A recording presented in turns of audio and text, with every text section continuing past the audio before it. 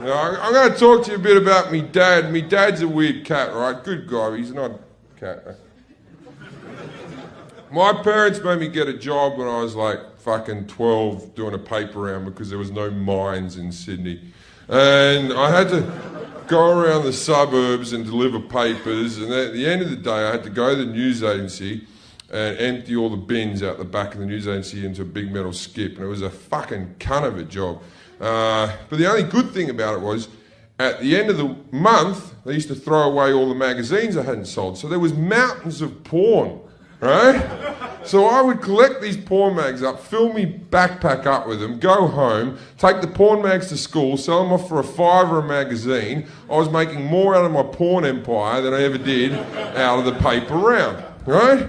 Now I had a drawer under me bed that was 4 foot by 2 foot, which I packed full of porn.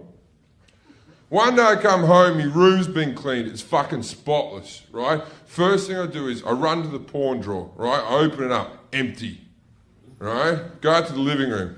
Now my mum's out there sitting in a chair. Now did anyone have a parent that had their own chair? They were the cunty parent. They were never the nice parent, right? If you're a parent out there and you have your own chair, you're a fucking Nazi dick, right? Stop being such a fascist. Sit somewhere else. You don't control the world. So my mum looks at me and she goes, I cleaned your room. And I went, yeah, thanks for that, Mum. But then she never mentioned anything, right? A week later, I'm out in my dad's shed and I'm hammering a nail into the bench, right? For no apparent reason, but he's a carpenter, right? If you put a nail into the bench, if he puts a table up there or something, that'll fuck the finish, right? Just being a dick. Under the bench, I saw all me porn magazines, but they were all like wet and bent and had lettuce leaves on them and stuff like that, right? What's happened is my mum's cleaned my room out. She's thrown all the porn mags out in the wheelie bin. My dad has to take the wheelie bin to the end of the drive on a fucking Wednesday. He's opened it up and gone, oh, hello, collected them all up. He's gone off to his shed and wanked himself stupid. So I thought, fuck that old cunt. So I collect them all back, take them back to the drawer where they belong. Circle of life continues. Now, a few days later, I'm out in the living room, and my old man walks out and goes, you been out in my shed? And I went, yeah. You're not allowed those magazines. Neither are you.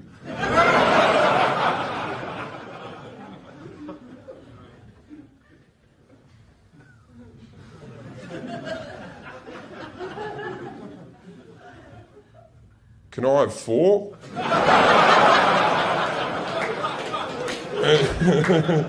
To this day, if you go out to my fucking parents' house, man, there are 4 porn magazines out in there. I'll tell you another brother story. This one's a bit sad. I don't know if when me and my brother were young, my dad was doing that thing where, you know, when you were being taken to the dump yard, the tip or something like that, when you were a little kid, that was better than going to a football match.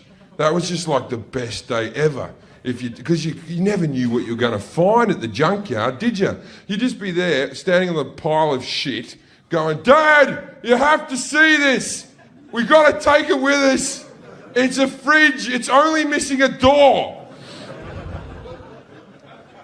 So we're loading up all this stuff from out of the garage, emptying old boxes and whatnot.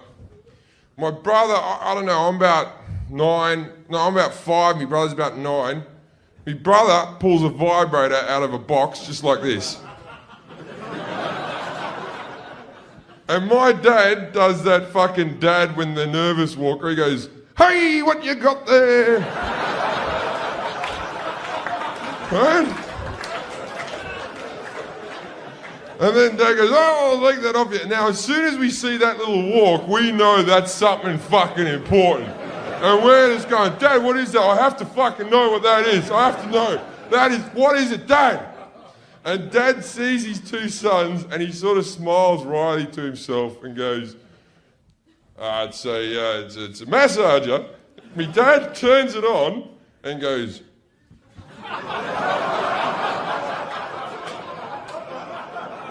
Oh, that's lovely. Oh. And he goes, well, turn that off. We'll put that back in the box. We'll put that box way back up here. Won't look at that again. Okay, about a few days later, my brother comes into my bedroom and goes, Jim, garage. And we go to the garage and then we pile all these boxes up. We get the vibrator out. It's about 40 degrees heat. And my brother looks at me and he goes, now you massage my back and I'll massage your back. Now this is a standard old brother trick. Older brothers do this. You push me on the swings, I'll push you on the swings. And what happens is you push them on the swings for like 10 minutes and then they push you for like a minute, tell you it was 10 minutes and that you're retarded and you can't read the time. So we both take our shirts off. Now we're just in our underwear, in the garage, in the dark, with a vibrator. And then I start massaging my brother's back, just.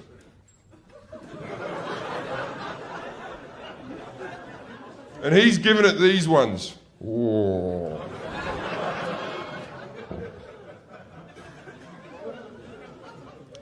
And then it's my turn. I get in front. My brother holds the vibrator up. He turns it on, and then he drops it on the ground and goes, you have to put it back up on the top shelf, and then he fucks off. Now, I'm 5 years old. What do? I cry, right? And I pick the vibrator up in the darkness, and I just go.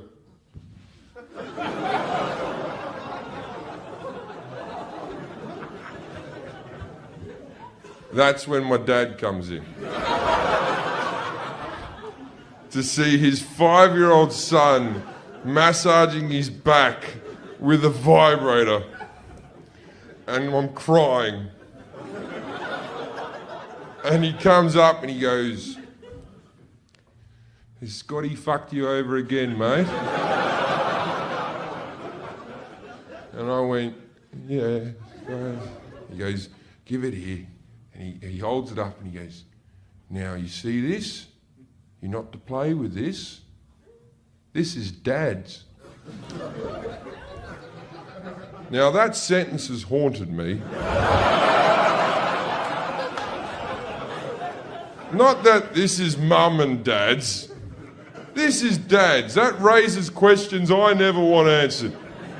Such questions as, why the fuck was it in the garage? Why did my dad's mates never come into the house?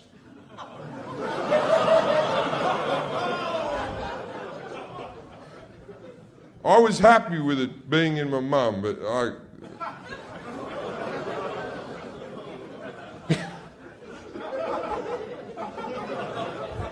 it's more disturbing, that story, than you know. I like my fucking, I'll tell you, this is a good story. When I was at the Edinburgh Festival, not this festival, the festival before, I was having a wank and I felt like a lumpy, fleshy thing on my cock that wasn't a wart or a cyst or anything I'd had previously. And I went to the doctor and the doctor looked at it and sort of went... Another doctor and the two of them looked at it and just... I don't fucking have any idea what that is. So they sent me off to a specialist. The specialist puts my genitals into like a clamping machine. And it turns out that I have a tumour growing on the side of my penis. Now, I go to the doctor. Do many people die from this? And he's like, nah, most people detect it pretty quick. They don't leave it to chance. And now, as I said, no one dies from this. It's very rare. And I'm not famous, but I'm on telly a bit. I might be the most famous person ever to have this condition, which means I'll have to become a spokesperson. And I'll be doing adverts going, hi, I'm Jim Jefferies. I'm a comedian. But you know what's not a laughing matter? Dick cancer. Do you know that 2 people die from dick cancer a year? This must be stopped. There are many ways to detect dick cancer. Wanking. That's it, really. Please buy a ribbon.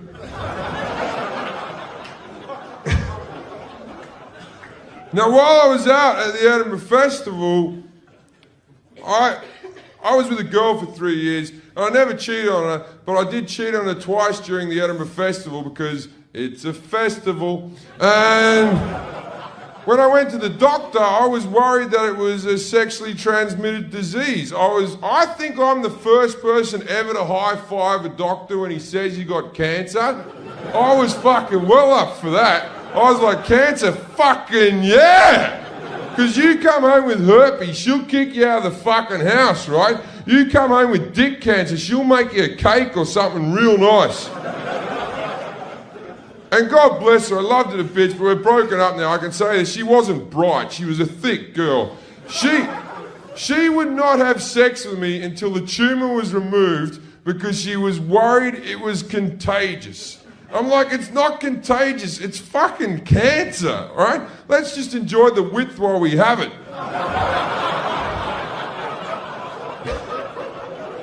You girls know I'm right. You haven't had sex till you've had tumour sex. I said, it's not contagious. It's not like we got it from a tit wank from Kylie Minogue.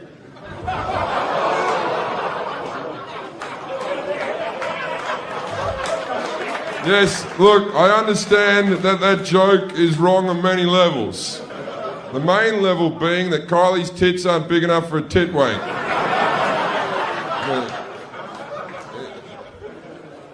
Even with the lump, they couldn't have gotten that much bigger.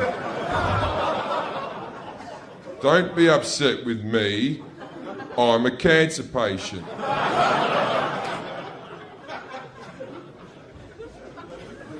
So anyway, I go into the surgery to get it taken out. They lay me down on the table. They put like a metal frame up with a curtain. And the doctor puts a needle into my dick. And there's a nurse, and her sole job is to take all the blood away from the sliced up cock. And there's another nurse, and her sole job is to hold my hand whilst my cock is being sliced up and to distract me from the mutilation.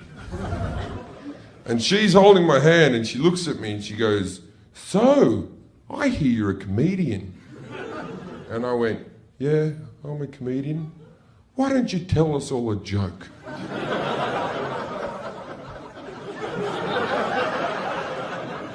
Why don't you fuck off?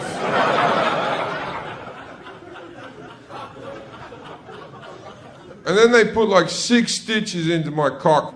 Like these aren't like the big ones they use like on your head or your arm. These are like tiny, fine, small ones that they use like on babies' arms. And the doctor tells me not to get an erection for 3 weeks. I was fucking moody. I wasn't a good kind of be around, man. The end of the 3 weeks, I was ready for my comeback wank. I hadn't even touched my cock or tried not to think about my cock. My balls had never been so full in my entire life. In fact, the stitches dissolved, and I told my girlfriend they were still not dissolved so I could have a wank before I fucked her. I put some porn on and I got some lube, right? Now, ordinarily, I'm not that fancy. I'm more of a dry hand sort of guy. But I thought, it's been a while, Jim. Treat yourself. So,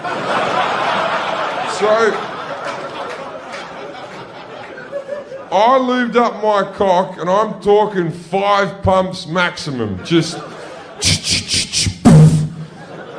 And out of my cock came this thick gelatin-like cum. It was like it was trying to make a baby without the womb. And I looked at it, and I swear to God, it fucking looked back at me. So I shook its hand. Anyway, that's all I have to say about dick cancer. Except, don't you think that dick cancer sounds like a war correspondent? Like a guy from the news that you'd really trust?